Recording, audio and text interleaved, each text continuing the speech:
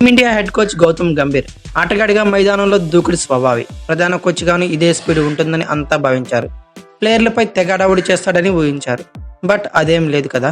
Match సమయంలో కనీసం ఆటగాళ్లతో చర్చించిన దాఖలాలు కూడా పెద్దగా అయితే కనిపించలేదు. కానీ అనుకున్న విధంగా ఫలితం రాబట్టడంలో ఎవ్వరికి తీసుకోలేదు. అందుకు ప్రత్యక్ష ఉదాహరణ శ్రీలంకతో జరిగిన టీ20 సిరీస్. తనకంటూ ప్రత్యేక శైలి ఉందని మరోసారి నిరూపించాడు గౌతమ్ గంభీర్. అప్పటికే సిరీస్ను గెలిచిన భారత్కు మూడో టీ20 నామమాత్రంగా మారింది. టీమిండియా ఎప్పుడు గెలవాలని కోరుకునే మార్గదర్శి గౌతమ్ గంభీర్. అంది వచ్చిన ఏ అవకాశాన్ని వదులుకోకూడదు అనేదే అతడి సూత్రం. ఒకవేళ మ్యాచ్ ఓడిపోతున్నా సరే చివరి వరకు పోరాడాలంటాడు. ఇందుకు మూడో టీ20 ప్రత్యక్ష ఉదాహరణగా చెప్పుకోవచ్చు. భారత్ అనూహ్య విజయం సొంతం చేసుకోవడం విశేషం. చివరి 2 ఓవర్లో కేవలం 9 పరుగులు చేయాల్సిన పరిస్థితి.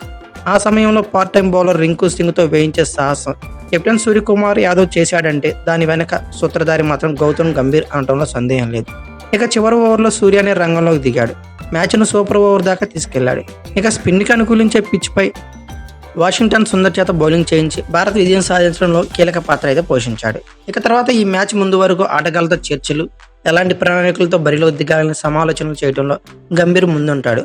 ఒకసారి ఆటగాళ్లు మైదానంలో దిగిన తర్వాత కెప్టెన్ నిర్ణయమే అసలు నిర్ణయం అని చెప్పుకోవచ్చు. ఎక్కడా కూడా జోక్యం చేసుకోకుండా అవసరమైతేనే పరిస్థితికి తగ్గట్లుగా సూచనలు అందిస్తాడు. అదీను నేరుగా కాకుండా సహాయక కోచ్ల ద్వారానే సందేశం పంపిస్తాడు. ఐపీఎల్ మెంటార్గాను అతను నిర్వర్తించిన బాధ్యత ఇదే అని చెప్పుకోవచ్చు. మ్యాచ్ సన్నద్ధత సమయంలో నేను ఎక్కువగా చెబుతా, ఒకసారి గేమ్ స్టార్ట్ అయితే నేను సైలెంట్. ఆట ఆడేదే ప్లేయర్లే. పరిస్థితులపై వారికే పూర్తి అవగాహన అయితే ఉంటుంది. ఓ ప్రణాళికతో బరిలోకి దిగినప్పుడు దాన్ని మధ్యలో మార్చాలా వద్దా అనేది కెప్టెన్ చూసుకుంటాడు అని ఓ సందర్భంగా గంభీర్ వ్యాఖ్యలు చేశాడు. ఒక మ్యాచ్లో విఫలమైనంత మాత్రాన అతన్ని పక్కన పెట్టేయడం గంభీర్ లక్షణం అయితే కాదు. అలాగని సరైన ప్రదర్శన చేయకపోతే ఏమాత్రం ఉపేక్షించకుండా జట్టులోని తీసేస్తాడు.